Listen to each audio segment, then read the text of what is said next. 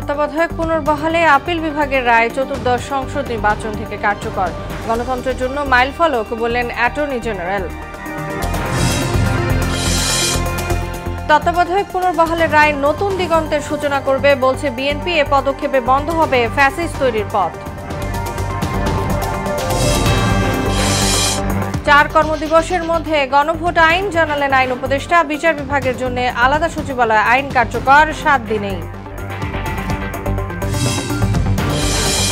এবং Chattogram New Mooring container terminal চুক্তির কার্যক্রম বন্ধের নির্দেশ হাইকোর্টের। মামলা নিষ্পত্তি না হওয়া পর্যন্ত স্থগিতের আশ্বাস রাষ্ট্রপক্ষের।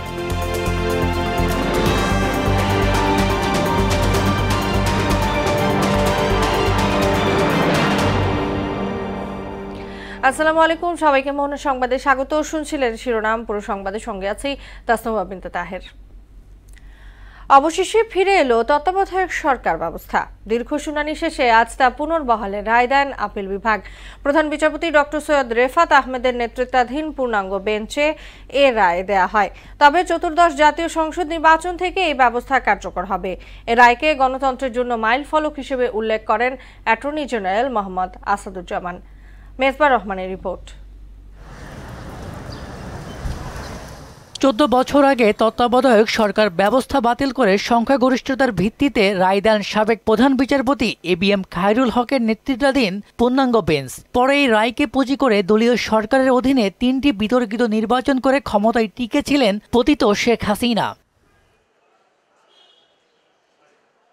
গত বছরের জুলাই আন্দোলনে আওয়ামী লীগ সরকার ক্ষমতাচ্যুত হওয়ার পর আবারও সর্বোচ্চ আদালতে ওঠে বিষয়টি। তারই ধারাবাহিকতায় সংবিধানের ত্রয়োদশ সংশোধনী বাতিলের সিদ্ধান্তের বিরুদ্ধে রায় ঘোষণা হলো আজ। রায়ে সন্তুষ্ট আইনজীবীরা বলেন, এই রায়ের মধ্য দিয়ে রাজনৈতিক দলগুলোর ঐক্যমত্য সৃষ্টি হয়েছে। আমরা মনে করি যে এটা খুশি না, খালি ঈদের দিন আমাদের মনে হচ্ছে। তার কারণ বিএনপি খালি খুশি না, সারা জাতি খুশি। নির্দলীয় তত্ত্বাবধায়ক সরকার ব্যবস্থার মাধ্যমে সংবিধানের প্রবর্তনের মাধ্যমে মৌলিক যে কাঠামো, এই কাঠামোটা সুপ্রতিষ্ঠিত হয়েছে। রিভাইভ, রেস্টোর বাট নট কার্যকর। Revive, restore but not enforceable. কার্যকর না, কার্যকর হবে প্রসপেক্টিভলি। প্রসপেক্টিভ মিনিং দেয়ার বাই চতুর্দশ সংসদ নির্বাচনের পর থেকে। আমরা ভবিষ্যতে এর মাধ্যমে এই রিভিউ পিটিশন গ্রহণের মাধ্যমে আমাদের সুষ্ঠু নিরপেক্ষ নির্বাচনের পথ সুগম হবে। সাবেক প্রধান বিচারপতি এবিএম খায়রুল হকের ত্রুটিপূর্ণ ও কলঙ্কিত এই রায় বাতিলের মাধ্যমে গণতন্ত্র পুনরুদ্ধার হবে বলে প্রত্যাশা রাষ্ট্রের সর্বোচ্চ আইন কর্মকর্তার। তত্ত্বাবধায়ক সরকার ব্যবস্থা সংবিধানে 1996 সালে ত্রয়োদশ সংশোধনের মাধ্যমে আনা হয়েছিল। সেইটাকে সংবিধানের সাথে সাংঘর্ষিক না বলে এটাকে সাংবিধানিক হিসেবেই ঘোষিত হলো। আগামী চতুর্দশ জাতীয় সংসদ নির্বাচনের আগ পর্যন্ত জাতীয় সংসদ এ পরিবর্তন করতে পারবে বলেও জানান তিনি। পূর্বাবস্থায় ফিরে গেল এবং এটা কার্যকরী হবে নেক্সট পার্লামেন্ট ডিজলভ হওয়ার পরবর্তী 15 দিনের মধ্যেই যেটা আছে সেই বিধানটা পুনর্বহাল হলো। 14 বছর পর আপিল বিভাগের রায়ে আবার ফিরে এলো তত্ত্বাবধায়ক সরকার ব্যবস্থা। তবে আগামী চতুর্দশ জাতীয় সংসদ নির্বাচনের আগ পর্যন্ত সংবিধানে থাকবে তা ঘুমন্ত অবস্থায়। আইনজ্ঞরা বলছেন, এই রায়ের আলোকে তা পরিবর্ধন করতে পারবে জাতীয় সংসদ। সুপ্রিম কোর্ট থেকে মেজবা রহমান, মোহনা সংবাদ, ঢাকা। তত্ত্বাবধায়ক সরকার ব্যবস্থা পুনর্বহালকে স্বাগত জানিয়েছে বিএনপি। দলটির নেতারা জানান, এ রায় নতুন দিগন্তের সূচনা করবে। এর মাধ্যমে বিএনপির দীর্ঘদিনের আন্দোলন সফলতা পেয়েছে বলেও মন্তব্য করেন তারা। এতে ফ্যাসিস্ট তৈরির পথ বন্ধ হবে বলেও মনে করেন বিএনপি নেতারা। আরও জানাচ্ছেন হুমায়ুন কবির। রাজধানীর কৃষিবিদ ইনস্টিটিউটে বিএনপির ভারপ্রাপ্ত চেয়ারম্যান তারেক রহমানের পৃষ্ঠপোষকতায় গণতন্ত্র পুনরুদ্ধারের আন্দোলনে গুম খুনের শিকার পরিবার, 24-এর আন্দোলনে শহীদ ও আহতদের পরিবার সহ অসহায় দুস্থদের মাঝে চিকিৎসা সহায়তা প্রদান করে আমরা বিএনপি পরিবার। সারা দেশ থেকে আসা হতাহত পরিবারের সদস্যরা তারেক রহমানের এই উদ্যোগকে স্বাগত জানিয়ে সহযোগিতা অব্যাহত রাখার দাবি জানান তারা। আমার বড় ছেলের বয়স 9, ছোট ছেলের বয়স 5। আজকে তারা বাবা হারা হয়েছে, আমি স্বামী ছাড়াও হয়েছি। তারেক রহমান যেভাবে আপনাদেরকে এভাবে উপস্থিত করছে, আগামী দিনে তো এই জিনিসটা করবেন। দেশের যে কোনো সংকটে বিএনপি এই মানবিক কর্মকাণ্ড অব্যাহত থাকবে বলে জানান আয়োজকরা। আমাদের ভারপ্রাপ্ত চেয়ারম্যান সাহেবের নির্দেশনায় আমাদের এই মানবিক কার্যক্রম যাতে অব্যাহত থাকে সারা জীবনের জন্য, সেই জন্য আমি আপনাদের কাছে অনুরোধ করব, আমাদের প্রিয় নেতা জনাব তারেক রহমানকে আমরা যদি এই বাংলাদেশে দায়িত্ব দেই, তাহলে দেখবেন ওনার পিতার মতো উনিও ইনশাআল্লাহ এই বাংলাদেশে গড়বেন কাঁধে কাঁধ মিলে আপনাদের। তিনি খুব আগে ভাগেই উপলব্ধি করলেন যে এই পরিবারগুলো যেন কোনোভাবে আমাদের এই সাংগঠনিক তৎপরতার মাঝে হারিয়ে যেন না যায়। বিএনপির সিনিয়র যুগ্ম মহাসচিব রুহুল কবির রিজভী এই সময় অভিযোগ করেন, ক্ষমতা চিরস্থায়ী করতেই তত্ত্বাবধায়ক সরকার ব্যবস্থা বাতিল করেছিল শেখ হাসিনা। তত্ত্বাবধায়ক সরকার ব্যবস্থা মেরে ফেলার কারণটা তিনি ক্ষমতাকে চিরস্থায়ী করবেন, পাকাপোক্ত করবেন, আজীবন বাংলাদেশের মহারানী হিসাবে তিনি রাজত্ব করবেন, এই কল্পনা নিয়ে তিনি আদালত সাজিয়েছেন, তিনি আইন শৃঙ্খলা বাহিনীকে সাজিয়েছেন। এই রায়কে বিএনপি ইতিবাচক হিসেবে দেখছে বলেও জানান তিনি। আজকের এই রায়টি অত্যন্ত ইতিবাচক এবং আবারও গণতন্ত্রকে প্রাণবন্ত করার জন্য এবং গণতন্ত্রের প্রাণ ভোমরাটা আবারও পুনরুজ্জীবিত হলো আজকের এই রায়ের মধ্যে। এদিকে ঢাকা বিশ্ববিদ্যালয় বটতলায় ফ্রি মেডিকেল ক্যাম্পের উদ্বোধন করেন বিএনপি স্থায়ী কমিটির সদস্য আমির খুসরো মাহমুদ চৌধুরী। পরে সাংবাদিকদের তিনি বলেন, তত্ত্বাবধায়ক সরকার পুনর্বহালের রায় বিএনপির দীর্ঘ আন্দোলনের সফলতা। যে নির্বাচনগুলোকে কেড়ে নেওয়া হয়েছে, মানুষের ভোটাধিকার কেড়ে নেওয়া হয়েছে, তার মাধ্যমে যে অপশাসন, নিপীড়ন, নির্যাতনের রাজত্ব সৃষ্টি হয়েছে, তত্ত্বাবধায়ক সরকারের মাধ্যমে আমরা আশা করি সেটা আগামী নির্বাচনগুলোকে সুসংহত করবে। বিএনপি থেকে বেরিয়ে কেউ অন্য দলের হয়ে নির্বাচন করলে তার দায় বিএনপি নেবে না বলেও জানান তিনি। গণতন্ত্রের গ্রামারের বাইরে গিয়ে কাজ করবে, তার দায়িত্ব তাদেরকে নিতে হবে। হুমায়ুন কবির, মোহনা সংবাদ, ঢাকা। প্রধান উপদেষ্টার আমন্ত্রণে 3 দিনের রাষ্ট্রীয় সফরে শনিবার ঢাকায় আসছেন ভুটানের প্রধানমন্ত্রী শেরিং টোবগে। বিকেলে পররাষ্ট্র মন্ত্রণালয়ের সংবাদ সম্মেলনে এই কথা জানান পররাষ্ট্র সচিব আসাদ আলম সিয়াম। তিনি বলেন, দ্বিপক্ষীয় বৈঠকে বাণিজ্য, বিনিয়োগ, যোগাযোগ, শিক্ষা, পর্যটন, সাংস্কৃতিক প্রক্রিয়া সহ বিভিন্ন ক্ষেত্রে সহযোগিতার বিষয়ে আলোচনা হবে। ভুটানের প্রধানমন্ত্রী ঢাকা সফরকালে 2 দেশের মধ্যে 3 চুক্তি ও সমঝোতা স্মারক সই হতে পারে বলেও জানান পররাষ্ট্র সচিব। দুদেশের মধ্যে বাণিজ্য ও বিনিয়োগ, যোগাযোগ, শিক্ষা, কৃষি, স্বাস্থ্য, জ্বালানি ও বিদ্যুৎ, টেলিযোগাযোগ, পর্যটন, সংস্কৃতি, যুব ও ক্রীড়া, শিল্প সহ দ্বিপক্ষিক সহযোগিতার বিভিন্ন ক্ষেত্র নিয়ে আলোচনা হবে। বৈঠক শেষে ভুটানের সাথে আন্তর্জাতিক ইন্টারনেট ব্যান্ডউইথ, ভুটানের বিশেষজ্ঞ চিকিৎসক ও স্বাস্থ্যকর্মী নিয়োগ এবং কৃষি সহযোগিতা বিষয়ক 3টি সমঝোতা স্মারক স্বাক্ষর হওয়ার সম্ভাবনা রয়েছে। 3 থেকে 4 কার্যদিবসের মধ্যে গণভোট আইন করা হবে বলে জানিয়েছেন আইন উপদেষ্টা অধ্যাপক আসিফ নজরুল। তিনি বলেন, বিচার বিভাগের জন্য পৃথক সচিবালয় আইন 7 দিনের মধ্যেই কার্যকর হবে। বৃহস্পতিবার রাজধানীর ফরেন সার্ভিস একাডেমিতে আয়োজিত ব্রিফিংয়ে তিনি কথা জানান। তিনি আরও বলেন, প্রধান উপদেষ্টার ঘোষণা অনুযায়ী জাতীয় সংসদ নির্বাচনের দিনই গণভোট অনুষ্ঠিত হবে। আইন উপদেষ্টা জানান, বিচার বিভাগের পূর্ণ স্বাধীনতা নিশ্চিত করতে আলাদা সুপ্রিম কোর্ট সচিবালয় গঠনের রূপ চূড়ান্ত করেছে সরকার। আইন কার্যকর হওয়ার পর 2 থেকে 3 মাসের মধ্যেই সচিবালয় প্রতিষ্ঠার কাজ শুরু হবে বলেও জানান তিনি। প্রধান উপদেষ্টার সভাপতিত্বে অনুষ্ঠিত উপদেষ্টা পরিষদের বৈঠকে এটা চূড়ান্তভাবে অনুমোদিত হয়েছে। সুপ্রিম কোর্টের জন্য পৃথক সচিবালয় প্রতিষ্ঠা, এটা আমাদের বিচার বিভাগীয় সংস্কার কমিশনের সুপারিশে ছিল, জাতীয় ঐক্যমত্য কমিশনের সুপারিশে ছিল। মৃত্যুদণ্ডপ্রাপ্ত আসামি শেখ হাসিনাকে দেশে ফেরাতে তৎপরতা অব্যাহত রেখেছে বাংলাদেশ। প্রত্যর্পণ চুক্তি আশার আলো দেখালেও সেটিতেও ফাঁকফোকর খুঁজছে ভারত। বিশেষজ্ঞরা বলছেন, প্রতিবেশী হিসেবে ভারতের উচিত নির্দিষ্ট কোনো ব্যক্তি নয়, বাংলাদেশের মানুষের প্রত্যাশাকে সম্মান জানানো। মনিরুল ইসলামের বিশেষ প্রতিবেদন। With only one sentence, that is sentence of death. 17 November ঐতিহাসিক রায়ে সন্তুষ্ট গোটা দেশ। জুলাই যোদ্ধারা একে ন্যায় বিচারের প্রাথমিক ধাপ হিসেবে দেখলেও জোরালোভাবেই চাইছেন আসামিদের দণ্ড কার্যকর। বন্ধু পাল্টানো যায়, প্রতিবেশী কিন্তু পাল্টানো যায় না। অতএব আপনারা প্রতিবেশী দিকে লক্ষ্য রেখে এই সাজাপ্রাপ্ত আসামিকে বাংলাদেশের হাতে ফেরত দিয়ে আইনের মুখোমুখি করবেন। রায় ঘোষণার পরপরই বাংলাদেশ একটি বিবৃতি দিলে পরক্ষণেই পাল্টা বিবৃতি দেয় ভারতের বিদেশ মন্ত্রণালয়, কিন্তু তা কূটনৈতিক শিষ্টাচারেই সীমাবদ্ধ ছিল। শেখ হাসিনাকে ফিরিয়ে দেওয়ার বিষয়টি ছিল একেবারেই উজ্জ্বল। ভারত চাইবে একটা নির্বাচিত সরকার আসুক, নির্বাচিত সরকার দৃষ্টিটা কিভাবে দেয়। যদিও ভারতের সঙ্গে বন্দি বিনিময় প্রত্যর্পণ চুক্তি রয়েছে এবং 2015 সালে অনুপ চেটিয়া ও নূর হোসেনকে স্বদেশে ফেরত পাঠানোর মাধ্যমে এর প্রয়োগও হয়। প্রত্যর্পণ চুক্তির 1 ও 2 নম্বর অনুচ্ছেদে বলা হয়েছে, বিচারাধীন অভিযুক্ত বা দণ্ড কার্যকরে পলাতক ব্যক্তিদের রাষ্ট্রের ভূখণ্ডে পাওয়া গেলে প্রত্যর্পণ করতে হবে, তবে অপরাধটি হতে হবে ন্যূনতম 1 বছরের কারাদণ্ডযোগ্য। এদিকে এ বিনিময় চুক্তির প্রয়োগের ব্যতিক্রম রয়েছে। এর অনুচ্ছেদ 6-এ বলা হয়েছে, হত্যাসহ 13 ধরনের অপরাধ রাজনৈতিক বলে বিবেচিত হবে না।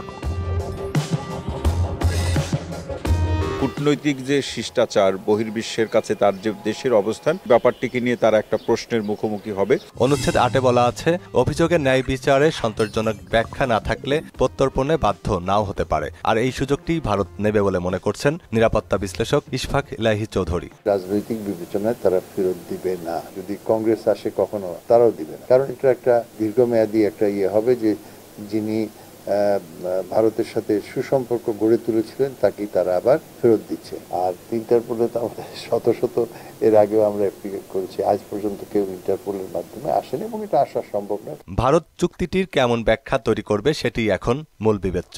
তবে বাংলাদেশের কূটনৈতিক তৎপরতা চালিয়ে যাওয়া উচিত বলে মনে করছেন বিশেষজ্ঞরা।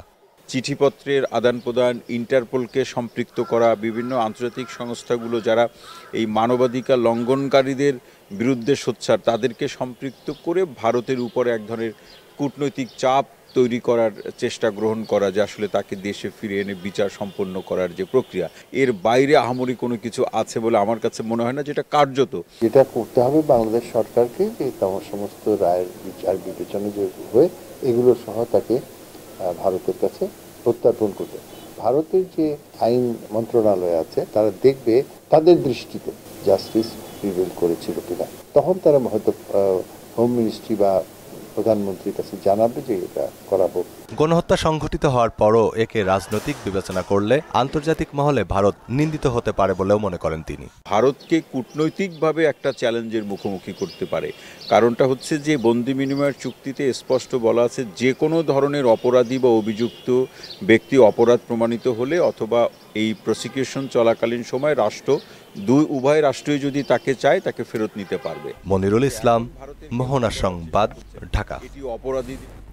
ডেঙ্গুতে আক্রান্ত হয়ে গেল 24 ঘন্টায় আরও 4 জনের মৃত্যু হয়েছে।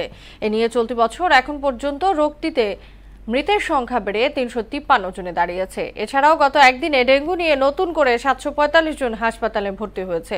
বৃহস্পতিবার স্বাস্থ্য অধিদপ্তরের প্রতিবেদনে এ তথ্য জানানো হয়েছে।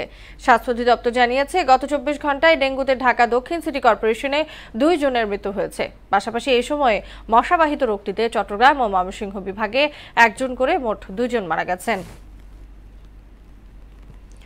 মামলা নিষ্পত্তি না হওয়া পর্যন্ত চট্টগ্রাম বন্দর নিউ মুরিং কন্টেইনার টার্মিনাল নিয়ে চুক্তির সকল কার্যক্রম বন্ধ করতে নির্দেশ দিয়েছেন হাইকোর্ট।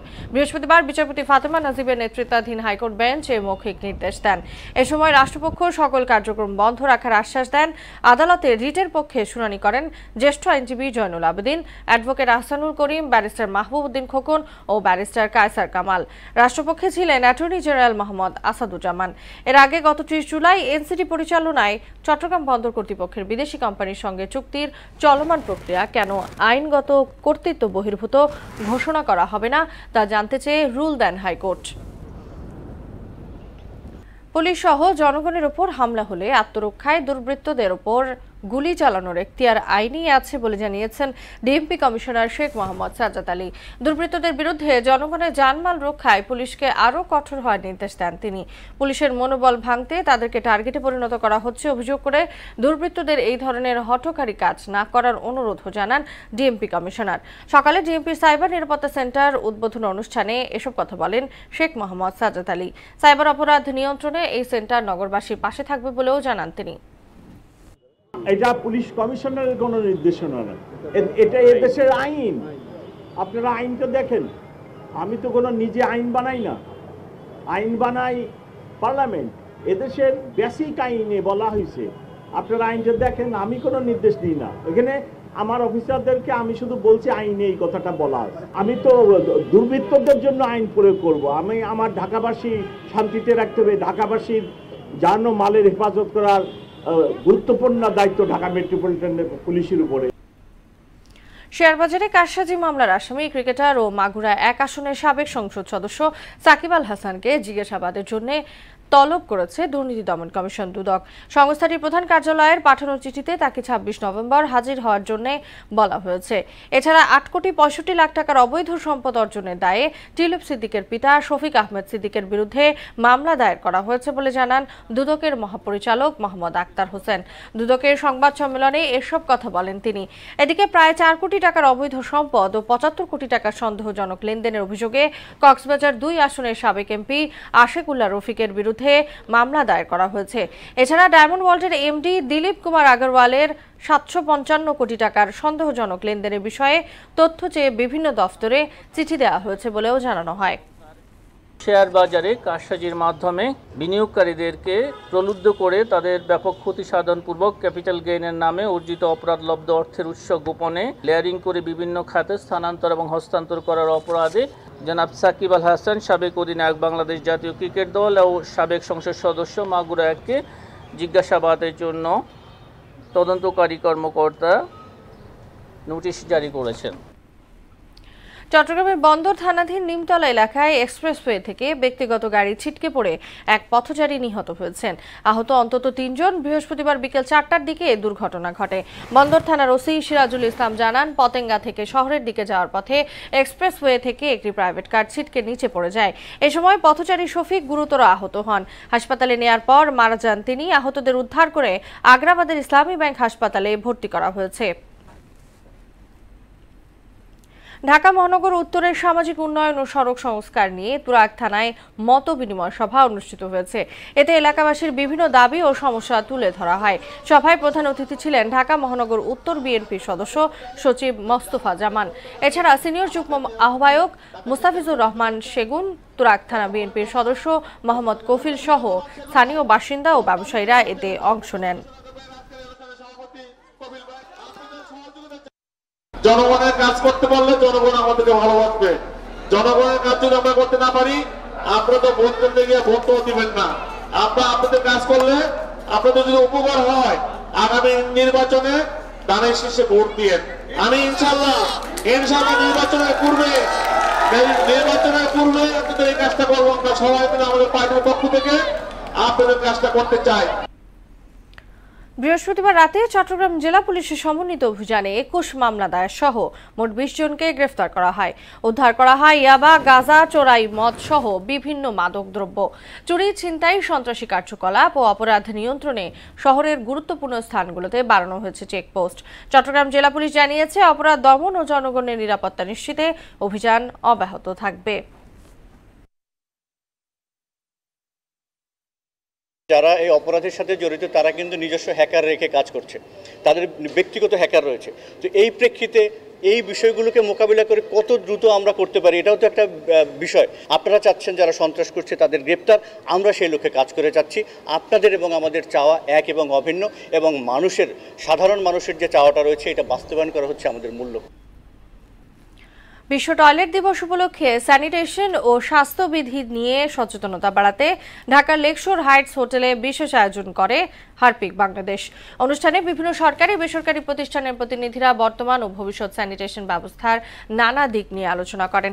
এতে কি নোট উপস্থাপন করেন ডক্টর আব্দুল্লাহ আল মুঈদ। এছাড়া আলোচনায় অংশ নেন ডিএনসিসির প্রধান বর্জ্য ব্যবস্থাপনা কর্মকর্তা কমডোর এবিএম শামসুল আলম, ডিএসসিসির প্রধান বর্জ্য ব্যবস্থাপনা কর্মকর্তা এয়ার কমডোর মাহবুবুর রহমান তালুকদার, সাজেদা ফাউন্ডেশনের ডেপুটি সিইও ফজলুল হক, মজার স্কুলের প্রতিষ্ঠাতা ও নির্বাহী পরিচালক আরিয়ান আরিফ এবং র্যাকেট ব্যাংকিজার পিএলসি এর হেড অফ মার্কেটিং সাবরিন মারুফ তিন্নি সহ অন্যান্যরা।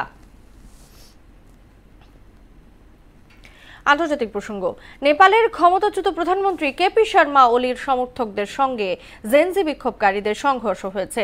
এতে দেশটির 12 বিভাগে কারফিউ জারি করা হয়েছে। কেপি শর্মার দল সিপিএন ইউএমএল এর কর্মীরা 12 বিভাগে সমাবেশের আয়োজন করে। একই দিন সমাবেশে ডাক দেয় জেনজি বিক্ষোভকারীরা। উভয় পক্ষের সমাবেশ কেন্দ্র করে উত্তেজনা তৈরি হয়, যা পরবর্তীতে সংঘর্ষের রূপ নেয়। এ ঘটনা বিমানবন্দরের কাছাকাছি হওয়ায় এবং পরিস্থিতি খারাপের আশঙ্কায় বৃহস্পতিবার রাত 8টা পর্যন্ত বিভাগ জুড়ে কারফিউ জারি করা হয়। ফুটবল, এএফসি এশিয়ান কাপ বাছাইয়ের ম্যাচে ভারতকে হারানোর একদিন পরই ফিফা র্যাঙ্কিং এর সুখবর পেয়েছে বাংলাদেশ জাতীয় ফুটবল দল। বুধবার রাতে প্রকাশিত ফিফার সর্বশেষ হালনাগাদ র্যাঙ্কিং এ 3 ধাপে গিয়েছে হাভিয়ের কাবরেরার দল। বর্তমানে 894 রেটিং পয়েন্টের সঙ্গে 17 পয়েন্ট যোগ হয়েছে বাংলাদেশের। ফলে 911 পয়েন্ট নিয়ে 183 থেকে 180 স্থানে উঠে এসেছেন হামজা জামালরা। গত 9 বছরের মধ্যে এটি বাংলাদেশের সেরা অবস্থান। এর আগে 2016 সালের মার্চে 177তম অবস্থান ছিল বাংলাদেশ। শেষ করব মোহনা সংবাদ, যাবার আগে নামগুলো জানিয়ে দিচ্ছি আরও একবার।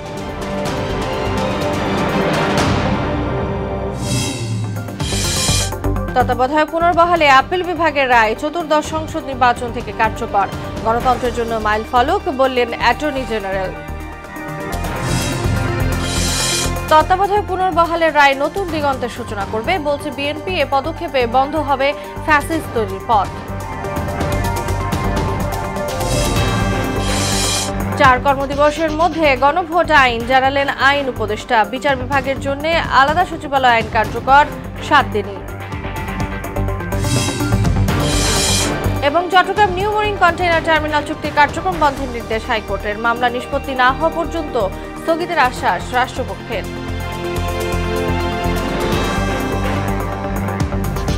এই ছিল মোহনা সংবাদে। পরবর্তী সংবাদ রাত 12টায়। মোহনার সবশেষ খবর জানতে ভিজিট করুন www.mohana.tv। সংবাদ দেখতে পান ফেসবুক ও ইউটিউবেও। এতক্ষণ সঙ্গে থাকার জন্য ধন্যবাদ সবাইকে।